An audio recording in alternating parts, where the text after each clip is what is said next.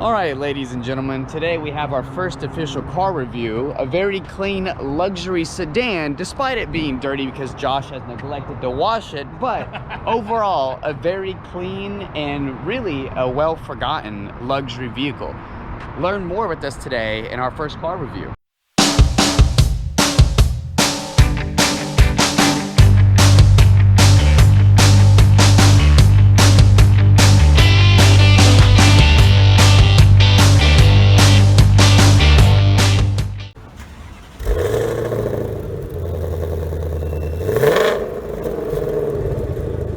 All right, so like what we said earlier, this is Josh's 2017 Volkswagen CC.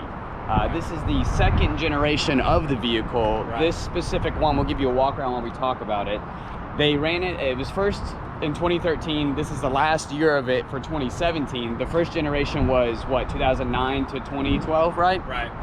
It was the previous model and how it looked, and then the redesign was in 2013. That's what you saw from 2013 through 2017. Yeah, and this one looks a lot better to me. The first generation kind of those funky bug-eyed looking taillights, but yeah. This looks more like a luxury sedan to me than the first generation.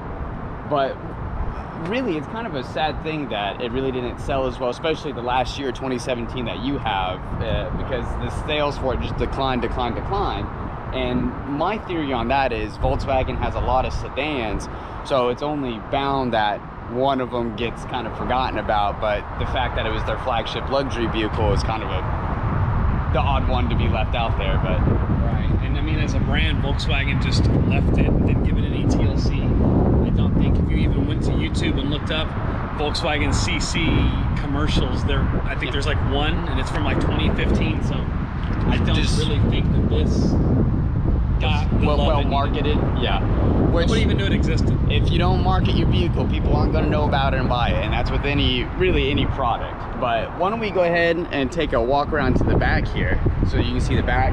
Ignore all the dirt. Josh likes to take it rally car racing, but here motocross, autocross. But this is a much slicker looking rear end to me, in my opinion. We'll plug in a picture of the first generation, and you guys let us know what you think is better, this one or the first generation. Yeah, and even some of my favorite things, similar to the GTI and even the Golf R, when you're using the backup camera, it comes straight out of the logo, and it's even the trunk opens up just like that. Ooh-wee. So you have your Jeep badge, or Jeep bag, I mean. You have your automatic release trunk. I mean, for my car, it's not very normal. You get a full-size spare tire. Oh, wow. And this isn't normal, so you get the same full-size spare with the same rim as you would get on the outside of the car. That's a feature you don't get a lot in the car world, as given most cars come with a donut. So, or even not even, some of them just have an air pump, like what my Veloster had. You just pump up your tire, so I hope it's not blowing out, or else that does you no good. Right, I mean, and the standard wheel size for this is about a 17. You could have, with this specific year and make model, the 2017, this is the sport trim versus the R-Line Executive. And the big difference between the R-Line Executive is you would get 19-inch rims rather than the 17s that I have right now, which I really like these. It's the classic 5-spoke versus a bigger 19-inch, which I think is about a 5 or even more of an 8-spoke. We'll put those pictures here so you guys can really look at them and let us know y'all's thoughts. Outside of that, the tire is about the same as standard with most German cars. It's a Continental. And that's something you see that runs pretty consistent across BMW, Mercedes, and even Volkswagen, a lot of Audi. It's very common. Another thing that I don't get that the R-Line Executive would get is this one does not have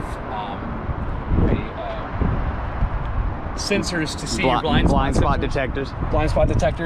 But one thing I do like is that you have keyless entry on every door, so you can lock the car from here. Ooh, fancy. And another fun fact is the horn is not what's used when you're locking the car. You have a nice little chirp noise that we'll post for you guys right here. Oh, so similar to what you did, just like locking it with the door handle. And it's the same little. They steal that part because Audi and Volkswagen work together as a company. It's the same noise I've heard on an R8. Oh. It locks it, so who knows? Maybe my car has shared parts. Not the V10, unfortunately. We'll go ahead and pop the hood so we can take a look at what's under there.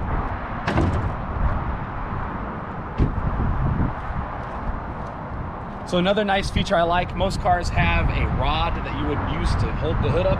My car has a natural spring assisted. Ooh, look at all this space, no rod in the way. So we have our nice, this is pretty standard across the board with Volkswagen and a lot of German cars nowadays that don't have a 6-cylinder. It is a standard 2-liter turbocharged engine. Very nice. I like it. Low end torque, that's a very normal Volkswagen thing, so you get a lot of your max volume of horsepower right around that 2,000 RPMs. Also means I can't exactly go 200 miles an hour, but I can definitely burn the tires a little bit. And we can definitely try. Just kidding. Now, a nice feature that I like about my car as well is this car is built entirely in Germany and then shipped over. Very unique in the Volkswagen format. The only other car to have that feature currently is the Arteon and also the Golf R. So in a class of its own, I mean the Arteon being the replacement for the CC, pretty normal for them to just go ahead and switch that platform over and continue the trend. But we'll go ahead and give you guys a tour of the inside. So this being your front area, one feature I really do like that is different is these are leatherette seats, not real leather, so this is your vegan friendly. But one thing that is different from the R-Line Executive and the Sport trim is the R-Line Executive had actual Napa leather seats, and also you could get it in a two-tone between a black and a khaki-ish color, which I wasn't a huge fan of.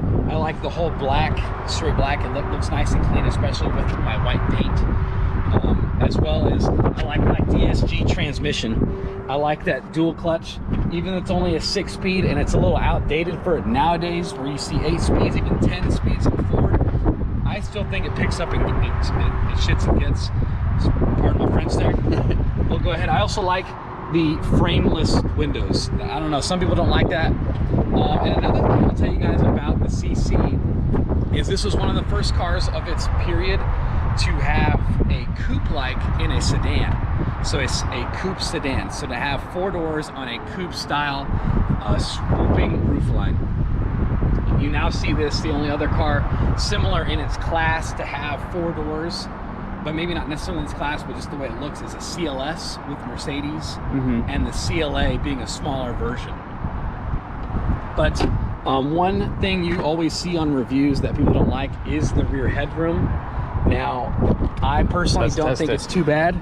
We got Jacob in here taking a look at the inside. I'm a average 6 feet tall, so if Jacob's he's sitting pretty comfortably. This is where my fiance would sit. Jacob's about 6 foot.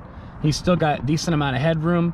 If he leans back or anything like that, he still has a decent amount of headroom. Now, if he slouches a little bit, he'll be a little more comfortable, but not a big deal. We also have a nice armrest that comes out. Now this guy, what's kind of fun about it is it's got fancy cup holders that shoot out the front. Ooh. And these adjust to be any size you need them to. I don't know why that's really that necessary, but it's just a nice little fun feature to have. And then they just push right back in. And then that slaps right back up. It also has the through-away like you see on most cars, but just like the front, we still have the frameless window. Personally, that's one of my more favorite features, but outside of that, I slide right back up, able to lock it from here. That really covers a lot of the features. I mean, it comes with a nice infotainment. You got Apple CarPlay, that's one of my favorite features, but we'll go ahead and give you guys a little bit of a drive. All right, we are officially inside the 2017 Volkswagen CC. So before, you're not a first-time Volkswagen owner. Right. Before you had a, what was it, 2015 or 14? A 2015 Jetta. Okay, so how does the ride of this compare to that?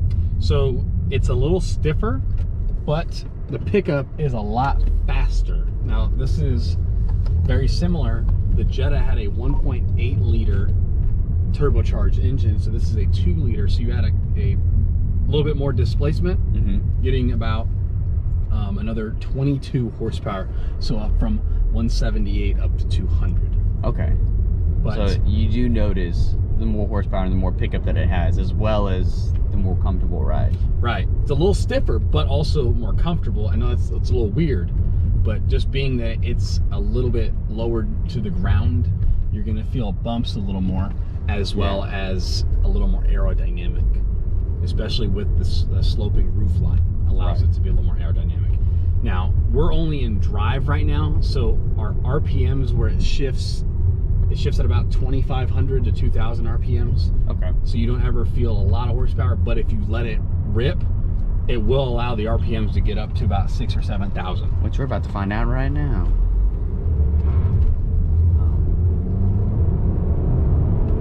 Should I start screaming? So that was a little bit of a rip out of drive. Got it up to about 60 miles an hour. The OEM rated 0 to 60 is about 5, almost 6 seconds. So not bad for a car in its class, especially considering the amount of horsepower that this has compared to its competitors. Now, what would be some examples of its competitors? So it sits in the same class as a Mercedes C-Class, as well as a BMW 3 Series. Okay. So of that same car nature, you have this car and Volkswagen, which it's fighting an uphill battle, being that Volkswagen isn't a highline considered like Lexus or Mercedes, BMW, you name them, Audi. So it's tough because it's hard to convince people, Volkswagen, but luxury. And it's like, I don't know. And they're currently making that same battle with the Arteon, which it's the same thing with this car. Yeah, I think that might be another reason why the CC didn't last too long. Because, use an example, if somebody says, oh, I need to go buy some athletic shoes, first things that come to mind is like Nike, Adidas, Under Armour, not BCG or New Balance. I mean, maybe it depends on... Right, or you're even talking about for women's wear, they're thinking Nike, Under Armour, they might go Lululemon. Oh. Or even some of these Athleta, even some of those brands. So you're talking about that's the uphill battle that they're fighting. It's like the same thing with cars. They just don't have the name recognition. When you hear a luxury vehicle, the first names that probably come to your mind are BMW, Mercedes, probably Lexus, and you have several others, but those are probably some of the first ones you think of. Right. And now with my car, I still think it's a very good looking car. I do like the lines on my car, as well as the sloping roof line. I also think some of the features of the car are really nice. And that's what's nice, is there's not a lot of cars that, like Jacob was saying earlier, not a lot sold during its time. So when you're driving, you might be one of the few CCs you see driving. So pretty cool. Do you guys have like a CC wave, like a Jeep wave? No, I don't think I have one of those. You should start it then. You be the first. I'll have to CC them on an email. Put them on that. Get it going. Car puns, love them. Now, when I put it into sport mode, we'll do that here a little shortly, is we'll force our RPMs to sit around 2,500, and you can already feel the car wants to go faster. Yeah, you definitely feel the difference. You can feel that it already has, you can give it a pull, and it's already wanting to go. So this is what's nice in a Volkswagen versus driving like an SRT Hellcat, where the majority of its horsepower is sitting up around 65 to 7,000 RPMs. This car is sitting around that 2,500 to 3,000 RPMs. So it allows you to really feel your power a lot sooner. But like I said earlier, I'm not sitting here telling you this has 700 horsepower, but not definitely yet. Waiting for the triple turbo kit to come in. Yeah, all those APR stage 1 through 3 upgrades, yeah. Oh gosh. Now, we'll go ahead and give her another pull right here. Oh, I hear some wheel skid there. So I told you guys we can get the wheels skidding a little bit. But outside of that, I enjoy driving this car every day. I do see myself getting into a more highline luxury sedan, something with a lot more performance, and doing something like that, except my car flips over maybe, you know. Hopefully not. Let's not try for that, but we'll go ahead and put her back into drive. I like to get some decent fuel economy, knowing my car does not have 500 horsepower. So outside of that, if you guys have a car you guys like or here in the Houston area and you'd like us to review, we'll go ahead and do that as well. Maybe we'll even talk about it on the channel or during the podcast and give it a shout out. But outside of that, what else? That's all we got. I mean, it doesn't have to be a luxurious Volkswagen CC. If you got something else that's really cool to review, maybe, I don't know, perhaps like a 1989 Fox body. Oh, I know a guy who has one. But no, I mean, if you want to see some more car reviews like this, you liked what you saw, you learned something with the, speaking of which, if you own... We have a 59 Corvette driving around. If that's you, contact us. We need to come review your car stat. But no, if you want to see more car reviews, we plan to have more stuff like this coming to the channel, something new that we're kind of trying out. Let us know what you think of this review. If you learned something about a Volkswagen CC, maybe you want to buy one now. That would be cool. Yeah, but we're big car junkies. We'll let you know where the deals are. But outside of that, Gulf Coast Gearheads signing off.